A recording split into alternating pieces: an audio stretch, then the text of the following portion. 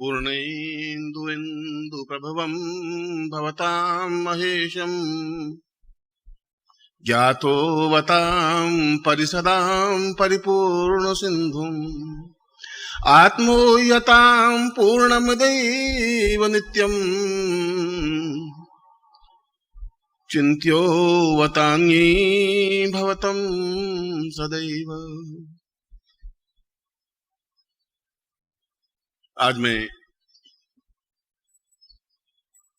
नवरात्रि के इस पर्व पर इस याज्ञवल्क्य उपनिषद के प्रथम श्लोक से ही यह प्रवचन प्रारंभ कर रहा हूं।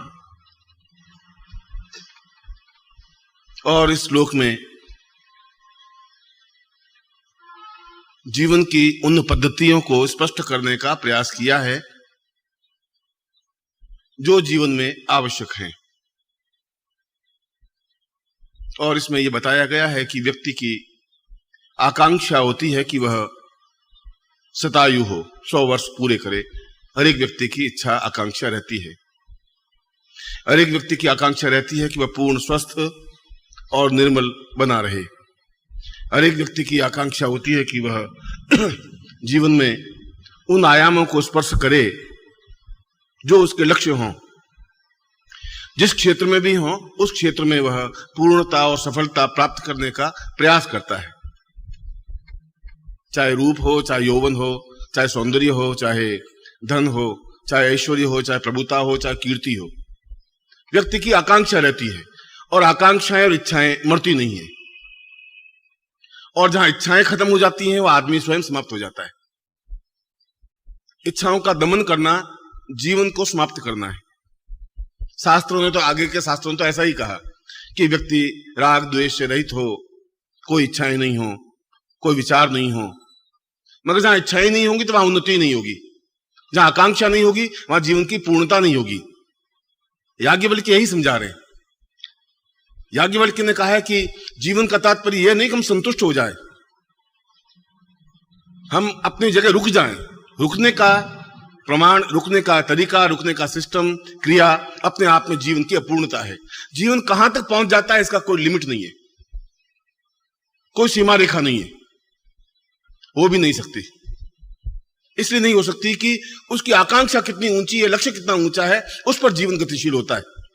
एक व्यक्ति की आकांक्षा थोड़ी सी है तो वह उसी इच्छा को पूर्ति करके रुक जाएगा। मगर याज्ञवल्क्य जैसा ऋषि, अत्यंत योग्य और मेधावी ऋषि, और कुछ ऐसी बातें करता है जैसे चारवाक कर रहा हो। और हमने तो वशिष्ठ को झेला है, विश्वामित्र को झेला है, तो चारवाक को भी झेला है। वो भी हमारे ऋषि थे। हम कोई बिल्कुल ऐसे साधु संत फक्कड़ टाइप ही जीवन में ऋषि नहीं रहे। हमारे पूर्वज सभी तरह के ऋषियों को हमने ऋषि माना है। जहां वशिष्ठ ने कहा है पूर्ण यम, नियम और संयम के साथ जीवन व्यतीत करना चाहिए, वहां चारवाक ने कहा कि ऋणम कृत्वा घृतं पिबेत भस्मीभूतस्य देहस्य पुनरागमनम कुतः। आप कर्जा लीजिए और खूब खाइए और देने के नाम पर सोचते रहेंगे। पुनरागमन कुतः, मर जाएंगे तो वापिस तो आना नहीं। जब वापिस आएंगे नहीं तो कौन आपसे हिसाब मांगेगा, देखा जाएगा बाद में। वह भी हमारे ऋषि थे। आपने चारवाक का भी उपनिषद है और हमने विश्वामित्र को ऋषि माना है, पुण्य माना है, तो उस चारवाक को भी माना है। क्यों? हमने उस बात को भी एहसास किया कि वह पूर्ण भौतिकवादी व्यक्ति, उसने कोई नहीं कहा साधु संत सन्यासी योगी यति कुछ नहीं होते। उसने कहा ये कुछ है ही नहीं, आप में एक ट्रिक होनी चाहिए। यदि लक्ष्मी प्राप्त करना चाहें तो उस लक्ष्मी की साधना से क्या होगा? चारवाक कह रहे बेकार लक्ष्मी साधना करने से। लोगों से आप कर्जा लीजिए और फिर आप भूल जाइए। आप तो याद ही मत करिए, वो अपने आप याद रखेगा। उसकी जरूरत होगी तो आपसे मिलेगा। मगर आपकी विशेषता यह होनी चाहिए कि दूसरी बार भी कर्जा उससे ले सकें। यह आपकी विशेषता होनी चाहिए। एक बार कह दीजिए कि भैया मेरी पत्नी के बच्चा होने वाला है, मुझे 2000 रुपए चाहिए। मैं कहां जाऊं, तू मेरा दोस्त है। उसने कहा 2000 नहीं, अब 2000 डॉक्टर ऑपरेशन टेबल पे पड़ी है, तुम सोच सकते हो। तो बेचारा अपने पास पूंजी होगी तो 2000 उधार दे देगा, चल। फिर आप उसको भूल जाइए महीने 2 महीने बाद, क्योंकि असंख्य लोग हैं, 1 अरब जनता है भारतवर्ष में, को ठेका है उसका? और भी कई लोग हैं, मगर वो चालक वहीं नहीं रुक जाता। वो कह रहा है तुम्हारी बुद्धि इस बात में नहीं है, वापिस उसी के पास जाके फिर और कर्जा ले सको। अब वो रोज आवे कि मेरे पैसे खा के मर रहे हैं क्या है? अरे पैसे हैं, अरे तुम्हारे क्या पैसे, पैसे दे देंगे, पैसे कहां जाते हैं? उसमें कौन सी लंबी चौड़ी बात? वो एक बेटे ने कहा कि पिताजी एक वो जूते गांठने वाला आया है पैसे मांगने के लिए। उसने कहा कि बुला है कि आपके जूते बिल्कुल फट गए थे, 3 साल पुराने पड़ गए थे, और मैंने गांठे हैं उसको गांठ दी है और सिलाई की है, उसके पैसे बाकी हैं 12 आने। उनका मूर्ख, जहां जूते खरीदे थे उसके ही पैसे अभी चुके नहीं, अब तुझे कहां से देंगे? तेरा नंबर तो 2-3 साल बाद आएगा, उतार नहीं, तुम तो जा यहां से।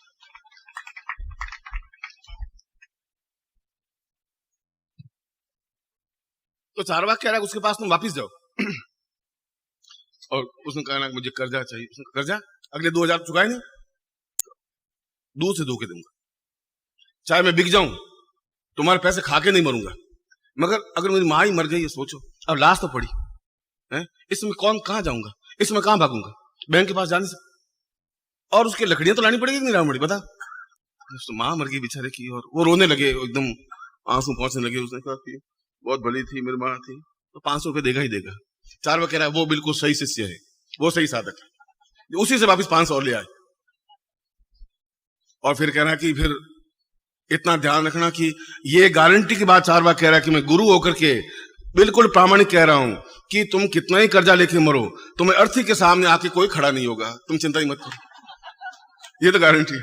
तो फिर तुम चिंता क्यों करते हो? तुम्हारे बेटों की चिंता है तुम्हें जलाए। तो ऐसे भी ऋषि हुए। ये तो जीवन की एक विचारधारा है, चिंतन है कि व्यक्ति किस प्रकार के चिंतन को, किस प्रकार के विचार को लेता है, अपने जीवन को किस क्रम से अपनाता है। जीवन में आश्चर्य भी है, जीवन में रुदन भी है।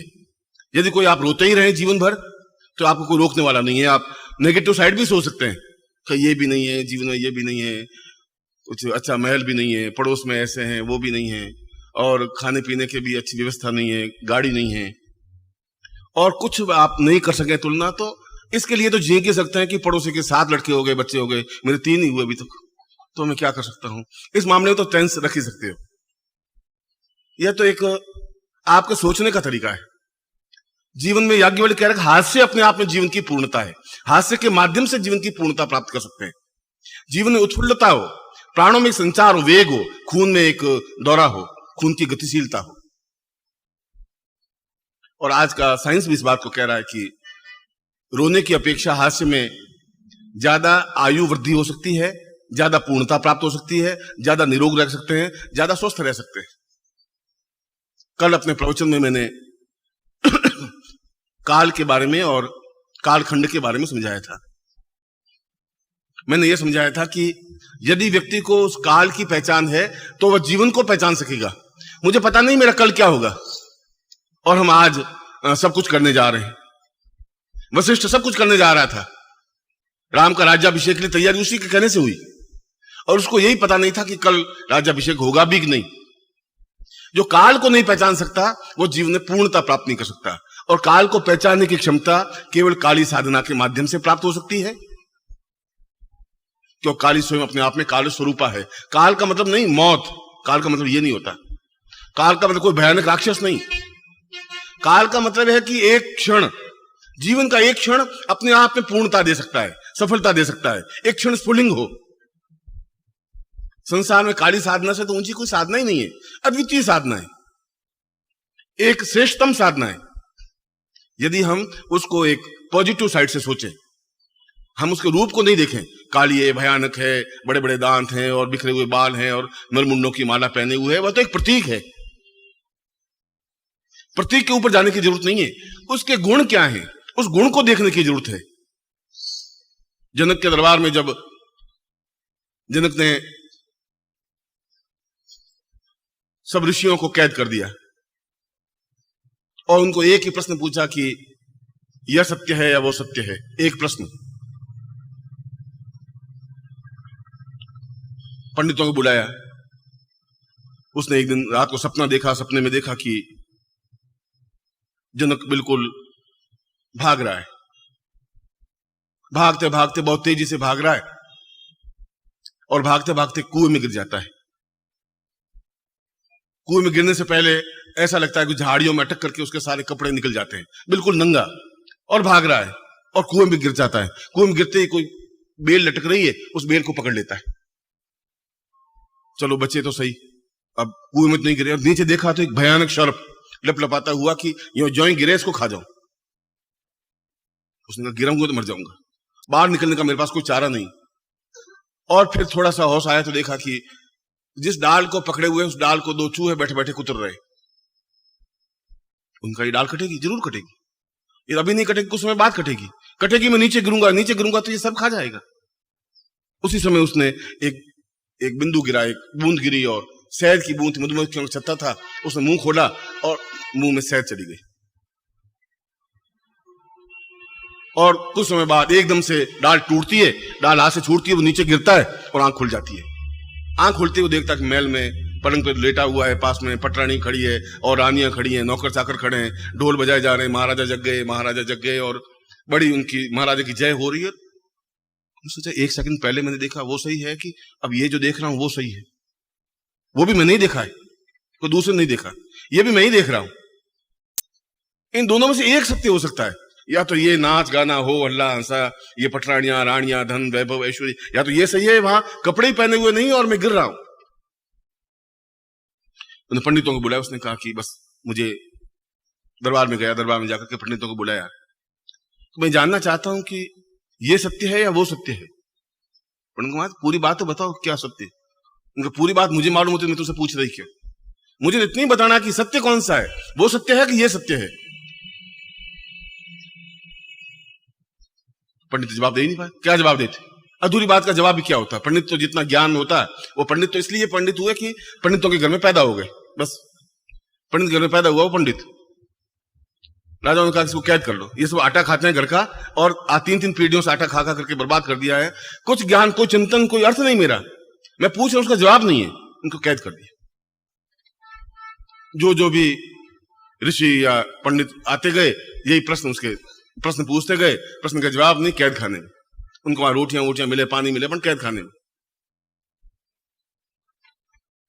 एक उन्हीं दिनों में एक ऋषि था, उसकी पत्नी पास में बैठी हुई थी और पेट में 6-7 महीनों का गर्भ था, और ऋषि को वेद मंत्र का उच्चारण कर रहा था।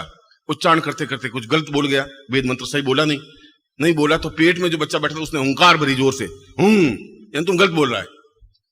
बाप को बड़ा क्रोध आया, साला पेट में अभी से ये हाल है, पैदा होने के बाद तुम क्या करेगा मेरा, और जोर से लात मारी और पत्नी के पेट पर, और गुस्से में जिन्न के दरबार में चला गया। जिन्न ने उससे भी वही प्रश्न किया। उसने कहा महाराज इस लाइन से तो समझ में नहीं आएगा, आप भले 4 साल जींगते रहे। उसको कैद में डाल दिया। वो बालक पैदा हुआ, बड़ा हुआ, 5 साल का हुआ, यज्ञ पे संस्कार करने लगे तो पूछा कि को तात हो, तुम्हारे पिता कौन है? पिता को मैंने देखा ही नहीं, कौन पिता है मुझे तो मालूम नहीं। उसने मां को जाके पूछा कि मेरे गुरु पूछ रहे हैं, जो यज्ञ पे संस्कार कर रहे हैं, वो पूछ रहे हैं कि मेरे पिता कौन है और कहां है, या मैं और संतान हूं, मेरे पिता है ही नहीं, तुम्हें पता नहीं है। उन्हें इतनी गाली देने की जरूरत नहीं है, और मैं तुम्हें बताना नहीं चाहती थी, तुम्हारे पिता तो जन्नत के दरबार में कैद है। क्यों? उनका ये तो मुझे मालूम नहीं, पढ़ा 4 साल हो गए, तेरे जन्म से पहले ही चले गए थे, वापिस आए ही नहीं। मगर उन्होंने कोई सवाल पूछते हैं, जनक जवाब नहीं देते हैं तो कैद में डाल देते। उस लात मारने से वो जब पैदा हुआ तो 8 जगह से टेढ़ा मेढ़ा था, इसलिए उसका नाम रखा गया अष्टावक्र। आपने सुना होगा अष्टावक्र ऋषि अपने आप में एक अद्वितीय ऋषि बने, जिन्होंने अष्टावक्र गीता लिखी। इसी गीता, श्रीमद् भगवद गीता के टक्कर की गीता, जिसका एक एक श्लोक अपने आप में एक गहन अर्थवत्ता लिए हुए, गंभीर और चिंतन युक्त। उस पे मधुसूदन दत्त ने कम से कम 3000 पृष्ठों में टीका लिखी है। इतनी इस गीता से भी अगर ज्ञान में देखा जाए तो श्रेष्ठतम गीता है। वो जनक के दरबार में गए, एक 5 साल का बालक, एक लंगोटी पहनी हुई, सारा शरीर खुला। जनक के दरबार में जाते ही सारे दरबारी उस रूप को देख करके, टेढ़े मेढ़े शरीर को देख करके, 8 जगह से कुबड़ निकली हुई, टेढ़ा और मेढ़ा, दरबारी हंसे। जनक भी हंसा। उसने कहा कि ये कौन? उसने कहा कहो चमार ऊपर कैसे बैठे?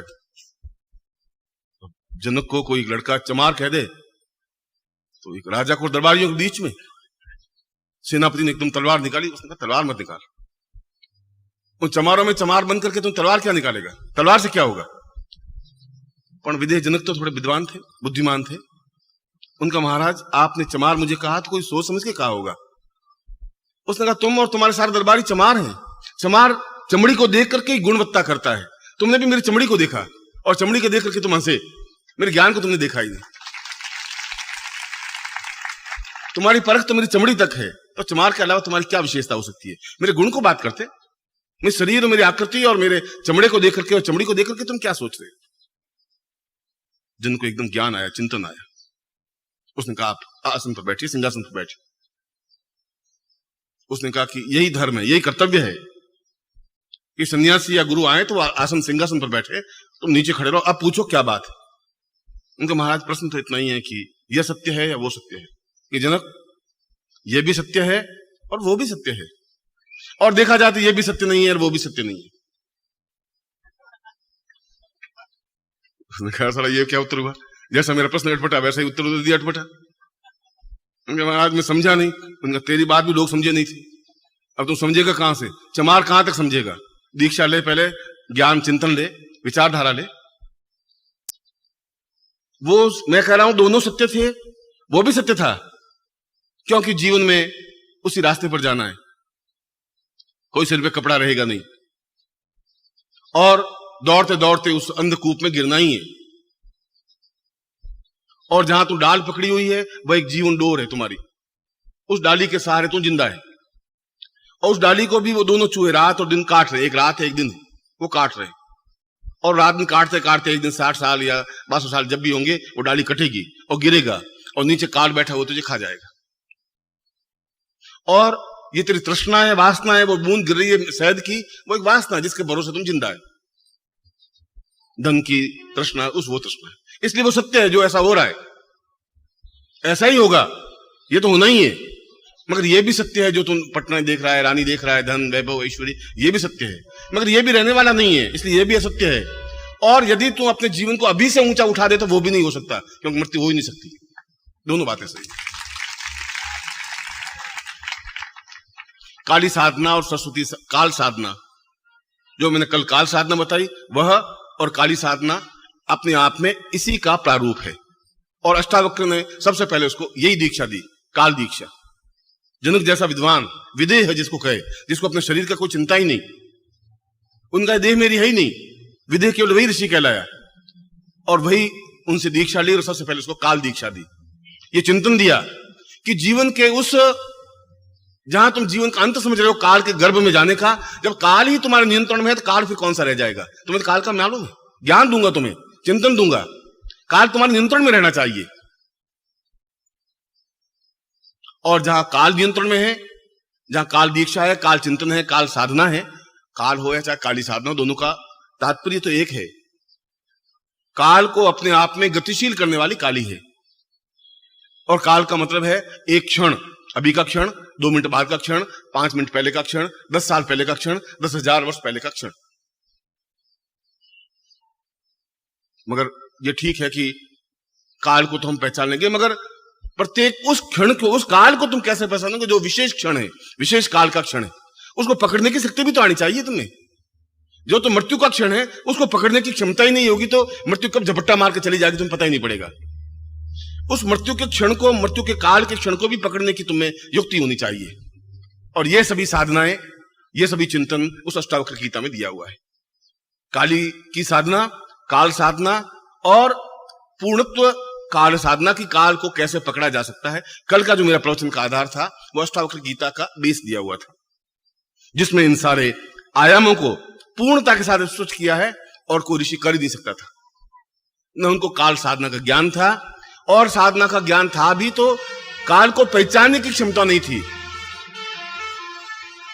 और यदि काल को पहचानने की क्षमता आ भी जाए तो उस क्षण, उस काल को, उस क्षण को पकड़ने की क्षमता तो थी ही नहीं। इसलिए उस साधना का एक सरल रूप काली साधना है, जो कि 10 महाविद्याओं की प्रथम साधना है। वही वही स्थिति, आखिर हमें नरमुंड बनना ही है, ये मुंड तो नरमुंड बनेगा ही, आखिर हमें नीचे गिरना ही है, आखिर उसी का भक्ष्य हमें बनना ही है, उस काल का ही भक्ष्य बनना है, उसी भयानक मौत का जैसा उनका विकृत रूप है। आखिर हमारे जीवन की गति वही है, यदि उससे बचना है, क्योंकि मृत्यु तो कोई चाहता नहीं, कौन मृत्यु चाहेगा? और जो मृत्यु चाहते हैं वे अपने आप में नैराश्य भावना लिए हुए कि अब कुछ नहीं है, मर गए, सब बेकार हो गया। अब से नेगेटिव साइड तो आप सोचते ही रहे, पूरा जीवन आपका सत्य, आपके पास में बैठने वाले भी दुखी होंगे, आप तो दुखी हैं ही। ऐसे आपके समाज में सैकड़ों हैं, आपके चाचा, आपके ताऊ, आपके आस पड़ोस वाले, आप उनके पास बैठिए 5-7 मिनट, आप बहुत उत्फुल्लता से जा रहे हैं, हंसी से प्रसन्नता से लबालब है, और पास बैठेंगे तो बेटा कहां भटक रहा है, कुछ नहीं है, बस ये सब बेकार है, मेरे बेटे देख बहुत कपूत हो गए, बहू मेरी कहना मानती नहीं, और ये पत्नी भी मेरी बदल गई, उनके एक ही बात है, रोना एक पत्नी बदल गई, और पैसा आया नहीं, ये नहीं हुआ, उसने पैसा नहीं दिया, उसकी लड़की भाग गई, उसका लड़का आया नहीं, बस उनके पास कोई जीवन के चिंतन ही कुछ नहीं है। उनके पास आप बैठेंगे तो आप भी वैसे ही बन जाएंगे। इसलिए वो याज्ञवल्क्य कह रहा है कि उस काल को पहचानना एक बात, उस काल को गतिशील होते हुए देखना दूसरी बात, उस काल के क्षण को पकड़ लेना तीसरी बात।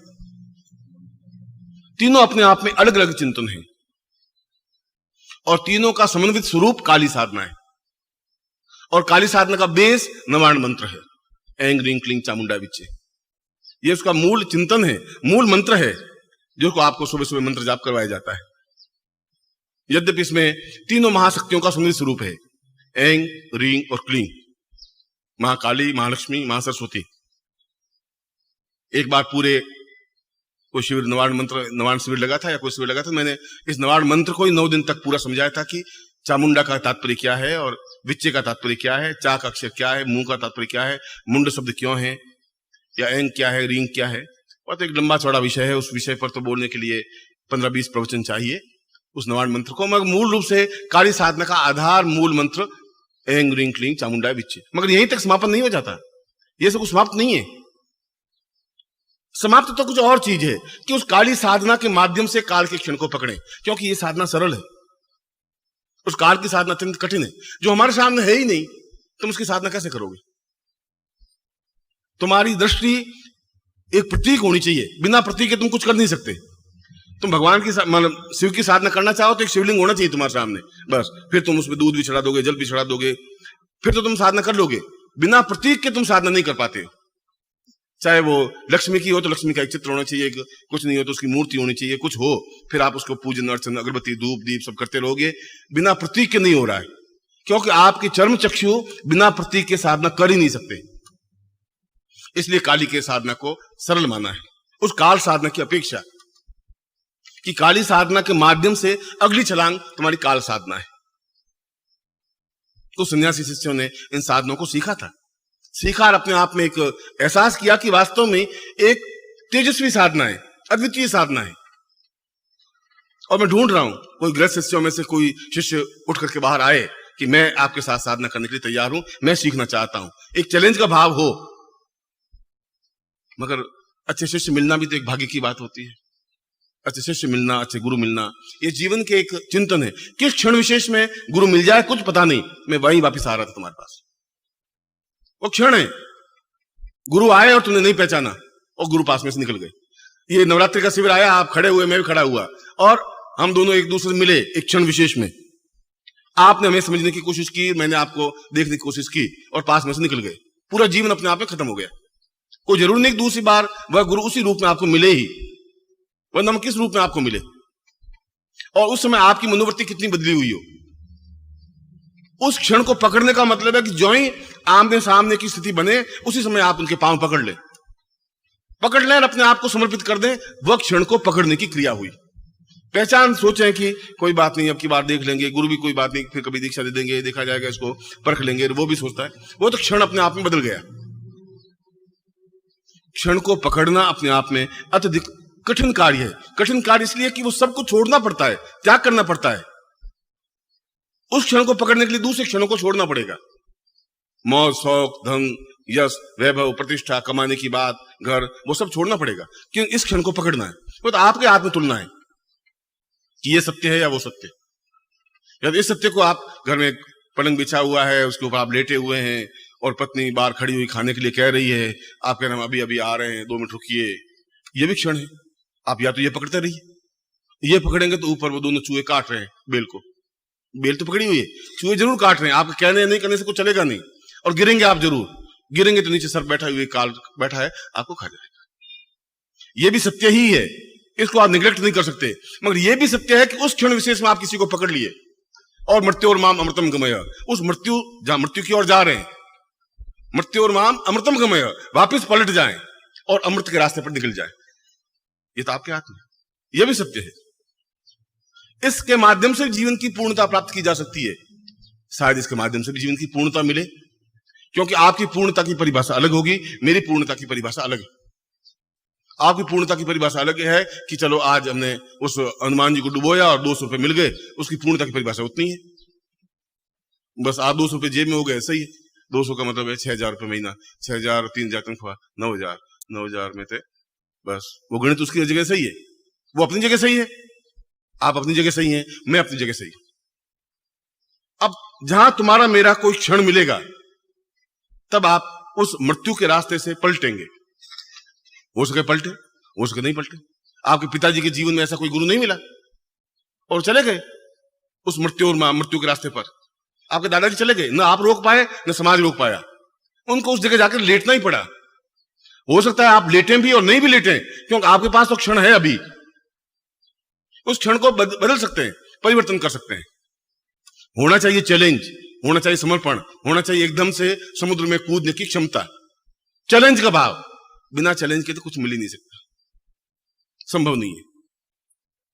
और चैलेंज का अभाव आपके जीवन में इसलिए है कि आपके चारों तरफ बिना चैलेंज वाले ही लोग बैठे हुए, पत्नी, पुत्र, घर बार, पिता, शिष्य, वो सब कह रहे हैं कि आप कहां जा रहे, दिमाग खराब तुम्हारा, क्या होगा उस, अरे हमारा कुछ नहीं हुआ, मंदिर जा रहे हैं 3 साल से, कुछ हुआ ही नहीं, तुम्हारा कहां से होगा। और तुम भी सोच रहे हो कि चलो वापिस उस पिंजरे में, आप कैद खाने में बैठे हैं, चांदी का पिंजरा बना हुआ है, आप अंदर बैठे हुए हैं और घर वाले आपको हरी मिर्च खिला रहे हैं अंदर, बोल मिट्ठू राम राम, आप राम राम बोलते हैं, मिट्ठू अच्छा है, मिट्ठू भी बहुत खुश है, हरी मिर्च मिल रही है, पैरों में पैंजनियां पहना दिया आपको और खुश। आप उसको क्या समझेंगे कि आकाश में उड़ना भी एक आनंद है, तुम नहीं समझ सकते उस चीज को। जो उस कैद खाने बैठा हुआ उस आकाश में उड़ने की क्षमता थोड़ी जान सकता है, उसके पैरों में पैंजनियां नहीं है, उसको हरी मिर्च नहीं मिल रही है, मगर उसको वो आनंद है जो उस पूरे 3,000 मील तक बिना पंख फड़फड़ाए हंस चला जाता है, उड़ता रहता है। तुम कैसे समझोगे मानसरोवर का पानी स्वच्छ आनंद क्या है उगता है? जो तलैया का पानी पीने वाला मानसरोवर कैसे समझेगा उस आनंद को? काल साधना के आनंद को लेने के लिए तुम कैसे समझोगे जब तुम्हारे पास वो क्षमता ही नहीं है? जब उस बंधन में आप खुश हैं तो उन्मुक्त भाव आपके जीवन में नहीं आ सकता, संभव नहीं है। उन्मुक्त भाव तभी आ सकता है जब आप एक निश्चय कर ले, और निश्चय करने के लिए आधा सेकंड लगता है, उसमें सोचना विचारना नहीं। दाऊदाल का एक शिष्य था रज्जब पंथ चला है पूरा, रज्जब ने तो पूरे ग्रंथ लिखा है।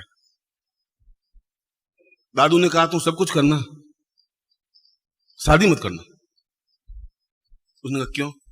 उनका जहां शादी कर दी वहां जीवन ही अपने आप में घिस जाएगा, पिट जाएगा, जीवन का चार्म ही खत्म हो जाएगा, और तुम उस स्टेज पर हो नहीं कि शादी के बाद भी निष्प्रभ रह सको। सब कुछ कर लेना भले, शादी मत करना। इनका शादी तो मैं करूंगा ही नहीं।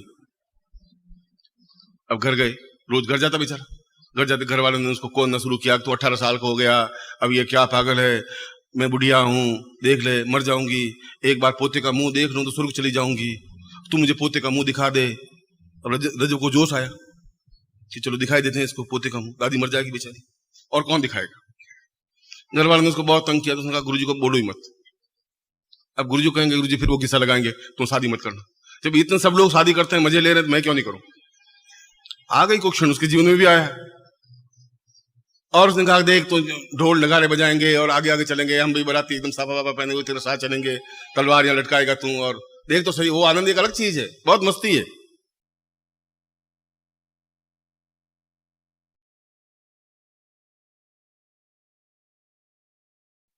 और उसने कहा देख तो ढोल नगाड़े बजाएंगे और आगे आगे चलेंगे, हम भी बराती एकदम साफा वाफा पहने हुए तेरे साथ चलेंगे, तलवार यहाँ लटकाएगा तू, और देख तो सही, वो आनंद एक अलग चीज है, बहुत मस्ती है। उसने कहा कि घर वाले सब इतने लोग मूर्ख थोड़ी हैं, एक गुरुजी अकेले हैं, इधर 50 लोग। अब गुरुजी तो न मालूम उन्हें चेले हैं, मुझे आटा मांग के लाता हूँ, गुरुजी खुश इसलिए कि पांव दबाने को मिल गया रज्जब साला। नहीं, गुरुजी की कोई बात नहीं, अब हम शादी करेंगे। और उसको बिल्कुल सजा दुल्ला दुल्ला सजा सजा करके और घोड़े पे बिठा दिया। एक चंदूलाल जी को एक व्यक्ति ने पूछा, चंदूलाल जी जब घोड़े पर बैठे शादी के टाइम, तो एक दूसरे को पूछा कि इस दुल्ले को घोड़े पर क्यों बैठा जाता है? उन्होंने कहा इसलिए कि गधा गधे पर नहीं बैठ सकता, समझे, इसलिए घोड़े पर बिठाया। ये तो गधा है, इस गधे को गधे पे कैसे बिठाएंगे, इसलिए चलो इस गधे को घोड़े पे बिठा देते हैं, इसलिए घोड़े पे बिठाना जरूरी है। तो रज्जब को भी बिठा दिया घोड़े के ऊपर और अकड़ करके बैठा है बिल्कुल ठूंठ की तरह, तलवार लटकी हुई और मोड़ बंधा हुआ और आगे ढोल बजा रहे हैं। उनका ठीक फंसा बेटा, हम फंसे हुए थे तो ये साला मौज कर रहा था। चारों तरफ से घेरे हुए बाराती, ऐसा नहीं भाग जा साला, कोई भरोसा नहीं, बाराती इसलिए घेरे रहते। आप सोच रहे हो आपके स्वागत के लिए आते हैं, वो अगर निकल गया तो फिर हमारी मूर्खता हो जाएगी। हम फंसे हुए, हम दुखी है, पिस गए, और ये साला छूटे शर्मट घूम रहा है, फंसाओ इसको भी। और वो बारात लड़की की तरफ जा रही थी कि सामने वो दादू दयाल आ रहे थे। दादू सोचा कोई बारात जा रही होगी, उसको क्या मालूम। जाते थे एक नजर पड़ी, अरे रज्जब, और पास में खड़ा, अरे रज्जब रज्जब थे, गज्जब करियो, सिर पे बांधियो मोड़, तो गजब कर दिया, सत्यानाश कर दिया, जीवन करते हैं। एक क्षण लगा और रज्जब एकदम नीचे कूदा, मोड़ मोड़ फेंक दिया, गुरु के चरणों में झुक गया। मैं बहुत गलती कर दी, मैंने जीवन को सत्यानाश करने के सोच लिया था, पता ही नहीं था। एकदम चैलेंज लेने के लिए तो एक क्षण चाहिए, बस उसने कहा रज्जब थे गजब करियो, और उसने छोड़ छाड़ दिया, चरणों में झुक गया। प्लान से वो नहीं झुक पाता, प्लान से नीचे नहीं उठता, प्लान से निश्चय नहीं हो पाता। एक क्षण होता है, उस क्षण में जो निर्णय ले लिया वो निर्णय हो जाता है। और ऐसा जो क्षण में चैलेंज लेने वाला होता है वही पुरुषोत्तम हो सकता है, वही पुरुष हो सकता है। उस दिन में नर और पुरुष और पुरुषोत्तम के डिफरेंस आपको समझा रहा था, वो डिफरेंस है समाज में हमारे, उसको समझने के लिए जीवन की पूर्णता आवश्यक है। इसलिए कल मैंने उस साधना को आपको समझाया था जो दूसरे प्रकार में काल साधना है, याज्ञवल्क्य साधना है। जो काली साधना है वो अपने आप में उसका प्रारंभिक रूप है उस काल साधना का, क्योंकि हम प्रतीक रूप में पूजा कर सकते हैं। काली है, नरमुंड है, और उसके सामने बलि देंगे और उसके सामने काली काली करेंगे, और जो भी काली का मंत्र है वो मंत्र जाप, रिंग रिंग क्रिंग काली के चंडी दक्षिणे, ऐसा मंत्र जाप करेंगे। यह भी अपने आप में सही है, काली मंत्र भी। और काली मंत्र के माध्यम से तो आंख में उतनी ज्वाला पैदा हो जाती है कि आदमी समाप्त हो जाता है, गिर जाता है। इतनी तेज, इतना वेग आता है, इतनी लपट निकलती है कि सामने वाला शत्रु खड़ा ही रह गया तो फिर काली साधना की क्या। मगर उसके लिए तुम्हारा धरातल उतना ऊंचाई पे पहुंचना चाहिए, आप आंख में झेलने की क्षमता होनी चाहिए उस वेग को। मैंने कई बार कहा कि आप मेरे प्रवचन के बाद जाना और सूर्य की ओर देखना थोड़ा। आप 1 सेकंड के बाद सूर्य को देख नहीं सकते, बस 1 सेकंड ज्यादा से ज्यादा पानी भर जाएगा और आंख नीचे करनी पड़ेगी, मसलना पड़ेगा। जब 1 सेकंड तक सूर्य को नहीं देख सकते और काली का या लक्ष्मी का या देवताओं का जाज्वल्यमान स्वरूप हजारों हजारों सूर्य के समान प्रकाशवान है, तो आपकी आंखें कैसे देख पाएंगी उसको? कहां आपकी आंखों में ताकत है? कैसे क्षण पहचान पाओगे? उसके लिए आपको ज्ञान चक्षु या आत्म चक्षु खोलने होंगे। ज्ञान चक्षु तो गुरु खोलेगा कि ये सही तथ्य है, ये चिंतन सही है।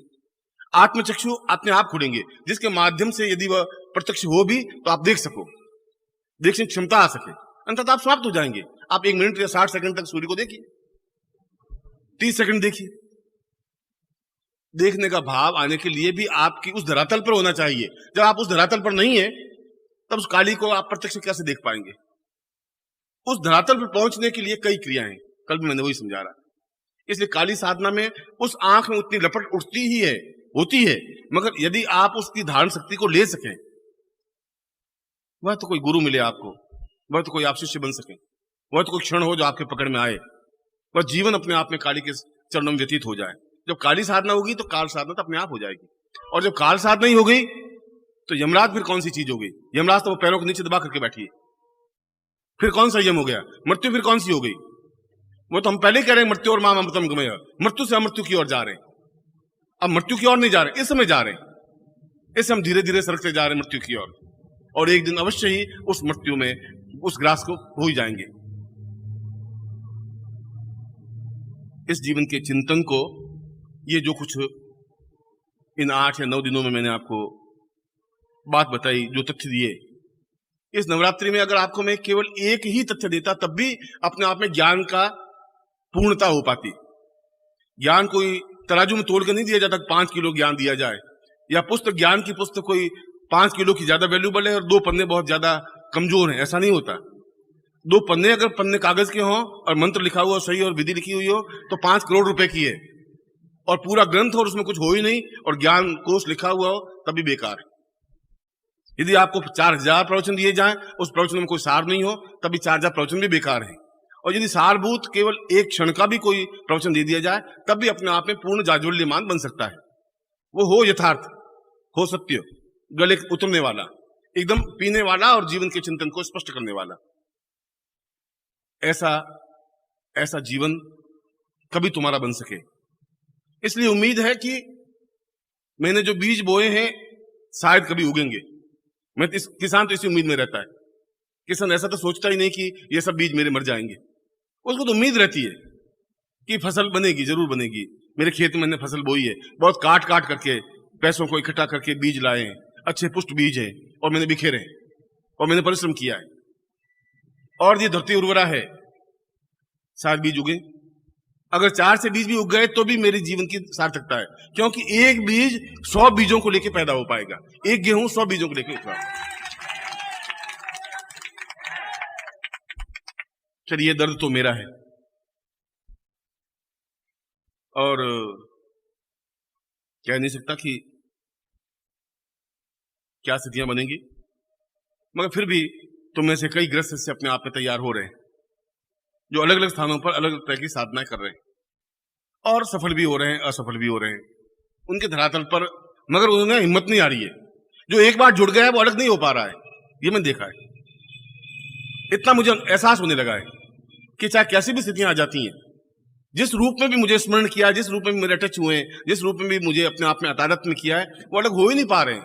चाहे मैं मिलूं चाहे नहीं मिलूं, चाहे दिन भर ऑफिस के बाहर बैठे रहेंगे, चाहे मैं 8 घंटे बाद ऑफिस खोलूं, तब भी उनकी थकावट नहीं है। वो आप दूसरी जगह जाके बैठ जाइए, कहीं अपने घर पे जाके 15 मिनट, तो 20 मिनट बाद जैसे पांव खड़खड़ाने लगेंगे कि अब चलो बाद में कब मिल लेंगे इनसे, कोई ऐसी बात नहीं। यहाँ पर 6 घंटे बैठ जाते हैं। एक इच्छा रहती है, कभी मैं आपको डांटता हूँ, कभी फटकारता हूँ, कभी हल्की बात कह देता हूँ, तो आप सहन करते रहते हैं। तो उसके बावजूद भी आपके मेरे संबंधों में, मधुरता में, प्रेम में, अटैचमेंट में कमी नहीं आ रही। जो 20 साल पहले थे उनका भी प्रेम उतना ही उर्वर है, इस बात का मुझे एहसास है। और ये इसलिए है कि उस दिन भी मैंने बताया था कि ये तुम्हारे मेरे संबंध आज के इस युग के 2-4 साल के हैं ही नहीं। ये इस बात का प्रमाण है कि 20 साल के बावजूद भी उतनी ही तरोताजगी के साथ में संबंध बने रह सके। ये जरूर इसकी बेल काफी पुरानी होगी, काफी पीछे की ओर होगी, और वो है। और हर बार मैं तुम्हें यही बात कहता हूं, जिस बात तुम्हें कह रहा हूं, हर बार कह रहा हूं कि तुम अपने जीवन को बर्बाद कर रहे हो। तुम समझ रहे हो तुम जीवन सार्थक कर रहे हो, मैं कह रहा हूं तुम्हारा जीवन ही बर्बाद हो रहा है। इसमें खाना पीना और सोना, और इससे तो जीवन नहीं बन सकता। ऐसा तो कोई भी जीवन जी लेगा। तुम्हारे पास एक तथ्य है, ज्ञान, एक चिंतन है, एक व्यक्ति है, एक अष्टावक्र है, एक गुरु है। तुम उसको लेकर के उस जगह पर पहुंच सकते हो जो अपने आप में अमृत्यु है, अमृत है, जो अपने पूर्णता है, जहां पूर्णमदः पूर्णमिदम् कहा गया है। तुम पहुंच सकते हो, तुम्हारे पास टाइम है, जीवन का पड़ाव है। और इसीलिए अगर इस बार भी आप नहीं मानेंगे तो फिर अगले जीवन में फिर जन्म लेना पड़ेगा आपको। लेंगे फिर 20-25 साल होंगे, फिर भटकेंगे, फिर आप मेरे पास आएंगे। कहां जाएंगे? आना तो वही है, जैसे उड़ी जहाज को पंछी पुनी जहाज पे आवे। फिर गुरुदेव गुरुदेव, अच्छा भाई आओ, ठीक किया तूने। क्या कर रहा था? कि गुरुदेव बस मैं किराने की दुकान कर रहा हूँ, शादी हो गई गुरुजी, और 3 बच्चे हो गए। ये तो अच्छी उपलब्धि की बेटा, बहुत। इसके लिए तो ट्रेनिंग देने की जरूरत नहीं, गुरु के पास जाने की जरूरत नहीं थी। बच्चे पैदा करने के गुरु से थोड़ी पूछना है, वो तुम सही कर दिया काम, ये काम तो हो गया। अब गुरुदेव ये है कि दुकान चलनी चाहिए। अरे पिछली बार मना किया था, दुकान की चिंता मत कर, मैं तुम्हें काली की बात काल वाल तो सब सही है गुरुजी, आप मेरी बात तो सुनिए पहले, फिर उसकी सुनता हूँ। हाँ भाई बोल। गुरुजी ऐसा हुआ कि मेरे पास 8,000 रुपए थे और 8,000 रुपए दुकान पे लगा दिए गुरुजी, फिर ऐसा हुआ, फिर पत्नी रोज लड़ती है गुरुजी, मैं भी लड़ता हूँ गुरुजी कभी कभी, मगर वो ज्यादा लड़ती है गुरुजी। मैंने कहा चलो देखभाल के लाया, तो नहीं सब देखभाल के लाया, इंटरव्यू लिया, पूछा, सब बातचीत पूछी, उस समय तो ठीक ठाक थी, बाद में ये साड़ी बदल गई। मैं कोई बात नहीं, बदली तो ठीक हो जाएगी, अब तुम क्या करूं, मैं क्या करूं? गुरुजी को ऐसा वशीकरण सिखा, वो ठीक हो जाए, बस आप फिर पत्तों पे घूमते रहेंगे। फिर कोई शिविर होगा, मैं बोलूंगा देखो भाई ये सब ठीक नहीं है, इसमें कुछ नहीं है, ये साधना करनी है, फिर आप सुनते रहेंगे। तो सुनना मजबूरी, तुम्हारे क्या करोगे तुम? फिर अष्टमी आई, उमाष्टमी हुई, तुम अपने घर, मैं अपने घर, चलो ये जीवन भी खत्म हुआ। फिर मैं वापस आप आओगे, फिर मैं जन्म लूंगा, फिर मैं ये बात दोहराऊंगा, तुम्हारी जितनी इच्छा हो जन्म लेते रहना, मैं तो आऊंगा तुम्हारे पास, कहूंगा यही, बार बार ठोक ठोक के कहूंगा। या तो पहली बार में आप समझ जाए, वो तो आपकी मर्जी है, बाकी मुझे तो कष्ट उठाना ही पड़ेगा तुम्हारे लिए, फिर आना ही पड़ेगा तुम्हारे पास में। और ये तो है ही, क्योंकि न मालूम किस जीवन में क्या वायदा मैं तुमसे कर लिया था कि तुम्हें पूर्णता तक पहुंचा दूंगा। मुझे थोड़े मालूम था कि तुमने जिद पकड़ रखी है कि पूर्ण तक जाना ही नहीं है साला। ये देखा है, इस बार तो गुरुजी को हरा ही देंगे, और मैंने निश्चय कर लिया कि मैं हारूंगा नहीं, मैं निश्चय रूप से तुम्हें पूर्ण तक पहुंचा के दूंगा।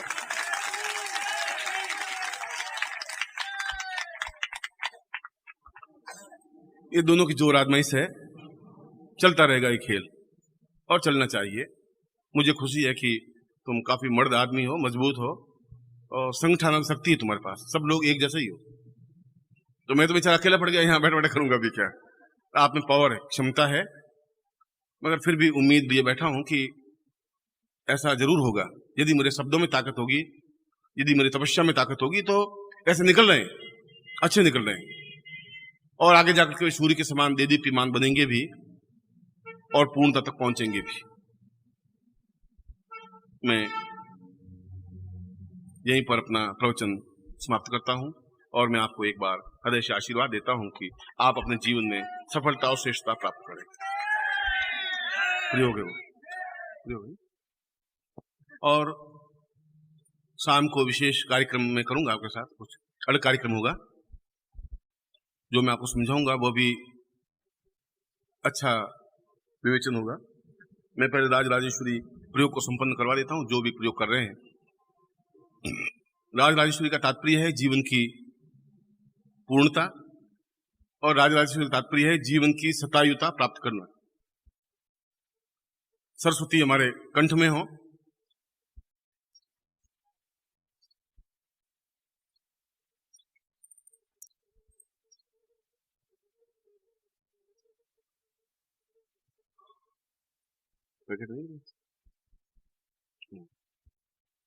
किसी को भेज दे।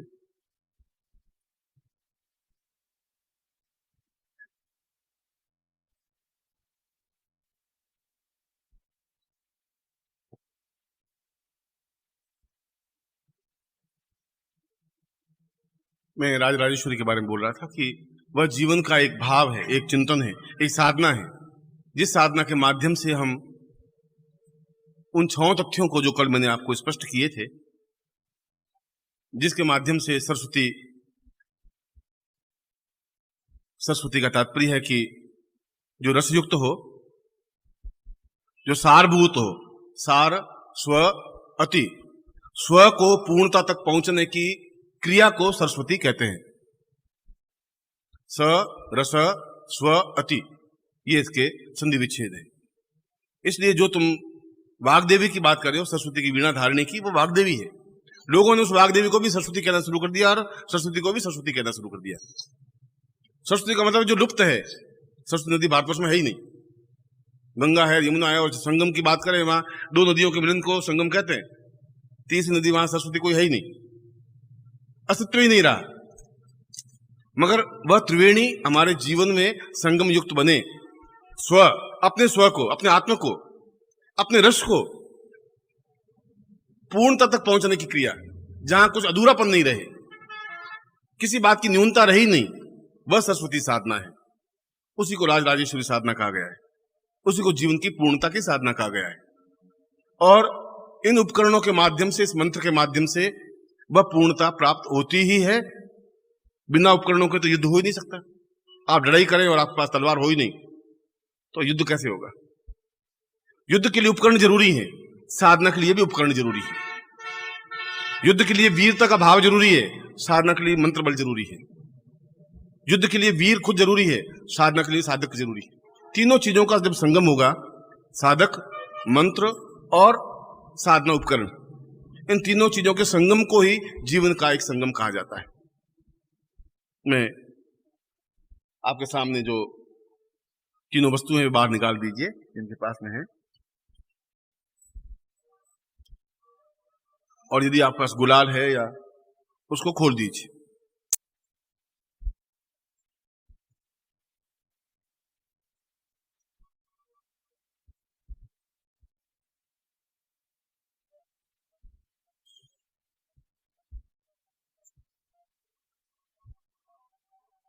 बस 5 मिनट और आप हाथ जोड़ दीजिए। गुरु वै सदायं भवतं प्रणेशम् आत्मानुभूति परमेव नित्यम् ज्ञानं वदां पूर्णमदैव पूर्णम् पूर्णत्वमेवं गुरुवै प्रणम्यम्।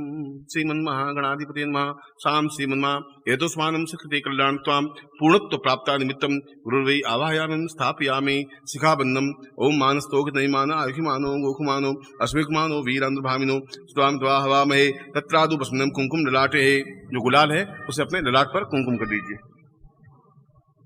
ओम स्वस्तिन्द्रो वृतस्वाहा स्नपूखां विश्ववेदाः संसारक्षो वर्षने मेहि स्वस्तिनो बृहस्पति दातु स्वस्तिमता पुरुष्याम अथस्मानं शक्ति कल्याणतां दीर्घो अथस्मानं सचिन्तयामि पूर्णत्वम् अथस्मानं सतुभ्यं संवर्धेहे एतोस्मानं सदीर्घो अथस्तां कृते कल्याणतां चैतन्य सा चैतन्य रूपेण प्राण स्व आत्मा निवेद्यांसि पुरुष्याम तुभ्यं संवर्धेहे।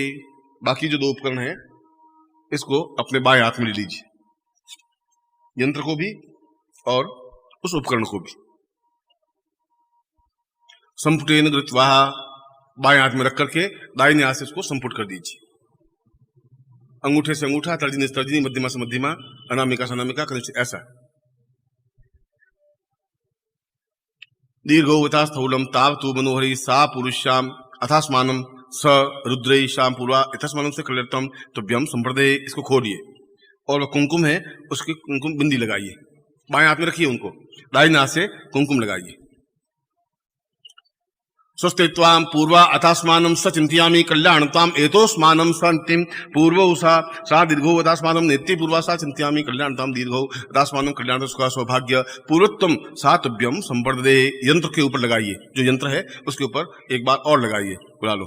सैखोस्ते ही पूर्वशाम मिखेत्वोर जित्वाम वायव सदैव व सविता प्रार्थयतु श्रेष्ठतमाय क्रमण आप या इदमुनांद्राय भागम प्रजातमिवाक्मा मावस्तेषतमा गसगुसो ध्रुवा अस्मिन् गोपतोषिया तब वीर यजमान से पशुन पाही। उसके ऊपर जो गुलाल या कुंकुम लगाया है उसको लेकर के अपने लाट पर लगाइए। मम शरीरे त्वाम त्रामिति पुरुषां प्राणो ये प्राणा जीव ये जीव देह ये देव त्राम त्रमके स्वाम पूर्वाधा स्वानम स रत्नौ सा चिंतयामि सरस्वती साम आत्म आनंद रस विभोरम सा गुरुत्वम स प्रोक्षणे सा तुभ्यम संपर्देहि। फिर दूसरा जो फल है उन फल पर भी आप गुलाल लगाइए। देवोत्थान पूर्व समस्तम सा पूर्व स्वब्रह्मांडम अथास्मानम सते स्वब्रह्मांडम परिचिति पूर्व ब्रह्मांड पूर्व रूपेण सा इह फल इह जीव इह देव इह प्राण सा चिंत्यामि कल्याणताम दीर्घो अथास्थालम सा तुभ्यम संप्रदेहि। उसके ऊपर गुलाल छिड़किए। दिवो सा पूर्व श्याम चिंत्यामि कल्याणताम सुखा सौभाग्येश्वरी पूर्वा साम नित्यो अथात बादम नित्य पूर्वा सा चिंत्यामि कल्याणताम सुखा पूर्वा तुभ्यम संप्रदेहि। अब उस गुलाल को जो छिड़का हुआ है वो लेकर के फिर अपने ललाट पर लगाइए। मम स्वाम संबंधेन स्थापितम पूर्वाथास्मनं श्री कल्याणताम तुभ्यम इदमचितम वो ज्योति वाग्देवी सरस्वती तुभ्यम संप्रदेहि इदमचितम मंत्रोद्वाम मंत्र। अब इसको संपुट कर दीजिए।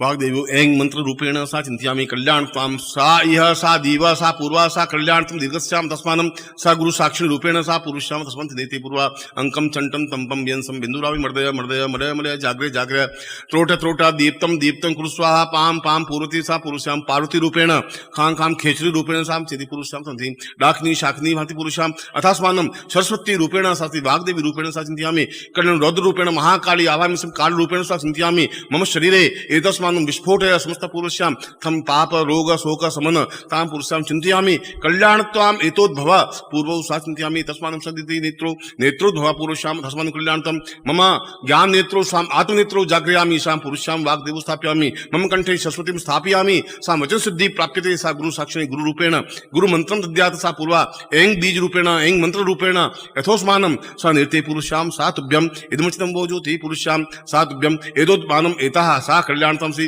कालिकां काल रूपेण कामाक्षी दक्षिण कालिके सा चिन्तयामि क्रीं क्रीं क्रीं कालिके सा पुरुषां सा कालोहम काला वातासि पूर्व सा चिन्तयामि कल्याणत्वं सा तुभ्यम् संपर्ददेहे। खोल करके आप दर्शन कर लीजिए और फिर जो गुलाल लगी हुई इसको एक बार लेकर के फिर अपने ललाट पर लगा दीजिए, आंखों पे लगा दीजिए और गर्दन पर लगा दीजिए।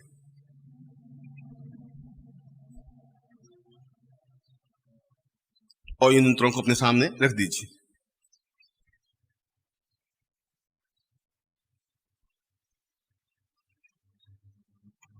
और सरस्वती का मंत्र है ऐं ऐं बीज रूपेण सा सरस्वती प्रोक्षते। इस साधना का एक ही अक्षर का मंत्र है जिसको ऐं कहा गया है, ANG ऐं। आ जोड़ दीजिए। गुरुर्वै प्रणम्यम सा गुरुं पूजनाम अर्चनम पाद्यम अर्घ्यम आचमनीयम वस्त्रम धूपम दीपम च नैवेद्यम ताम्बूलम प्रदक्षिणाम सा गुरु प्राप्यते स गुरु इह गिरता पुरुषाम अथस्मानं मम गुरु वै सन्मुखो भव अथस्मानं स चिन्तयामि प्रदक्षिणाम यानि कानि च पापा निर्ज्ञाता ज्ञातनानि च तानि तानि सन्ति प्रदक्षिणाम पदे पदे पापोहम पाप कर्मा हम पापात्मा पाप संभव त्राहि मां गुरु वै रूपेण सत्प्रापो पुरुषं त्राणा परित्राणा साधुनां न सतुष्टं पूर्व संस्थाप्य तां पूर्वं प्रार्थयेत। त्वमेव माता च पिता त्वमेव त्वमेव बन्धुश्च सखा त्वमेव त्वमेव विद्या द्रविणं त्वमेव त्वमेव सर्वम्। त्वमेव माता च पिता त्वमेव त्वमेव बन्धुश्च सखा त्वमेव त्वमेव विद्या द्रविणं त्वमेव त्वमेव सर्व। अरे त्वमेव माता च पिता त्वमेव त्वमेव बन्धुश्च सखा त्वमेव त्वमेव विद्या।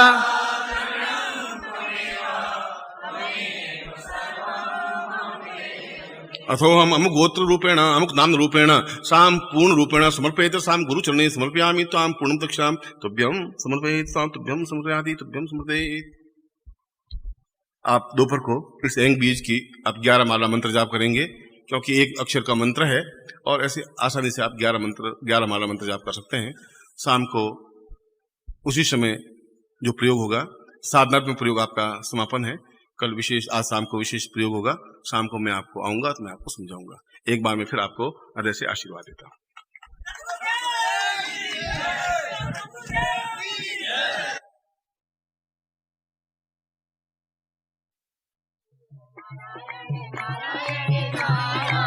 ओ गुरुवर नारायण नारायण नारायण, ओ गुरुवर नारायण नारायण नारायण, ओ गुरुवर नारायण नारायण नारायण, ओ गुरुवर नारायण नारायण नारायण, ओ गुरुवर नारायण नारायण नारायण, ओ गुरुवर नारायण नारायण नारायण, ओ गुरुवर नारायण नारायण नारायण, ओ गुरुवर नारायण नारायण नारायण, ओ गुरुवर नारायण नारायण नारायण, ओ गुरुवर नारायण नारायण नारायण, ओ गुरुवर नारायण नारायण नारायण,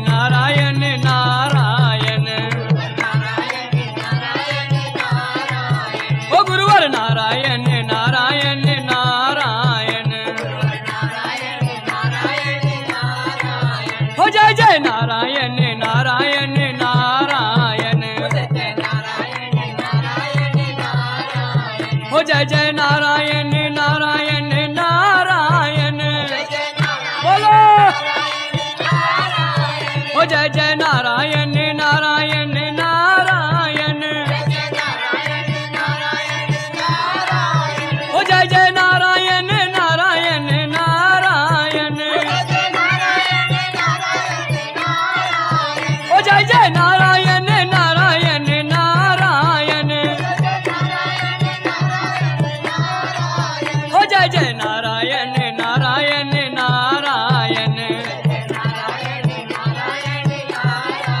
हो गुरुवर नारायण नारायण नारायण हो गुरुवर नारायण नारायण नारायण हो गुरुवर नारायण नारायण नारायण हो नाचो नारायण नारायण नारायण हो गाओ नारायण नारायण नारायण हो गाओ नारायण नारायण नारायण हो नाचो नारायण नारायण नारायण हो नाचो नारायण नारायण नारायण हो गाओ नारायण नारायण नारायण हो झूमो नारायण नारायण नारायण हो नाचो नारायण नारायण नारायण हो नारायण नारायण नारायण हो नाचो नारायण नारायण नारायण हो गुरुवर नारायण नारायण नारायण हो गुरुवर नारायण नारायण नारायण हो गुरुवर नारायण नारायण नारायण हो गुरुवर नारायण नारायण नारायण हो गुरुवर नारायण नारायण नारायण हो गुरुवर नारायण नारायण नारायण हो गुरुवर नारायण नारायण नारायण हो गुरुवर नारायण नारायण नारायण हो गुरुवर नारायण नारायण नारायण हो गुरुवर नारायण नारायण नारायण हो गुरुवर नारायण नारायण नारायण हो गुरुवर नारायण नारायण नारायण जय हो गुरुवर नारायण नारायण नारायण हो गुरुवर नारायण नारायण नारायण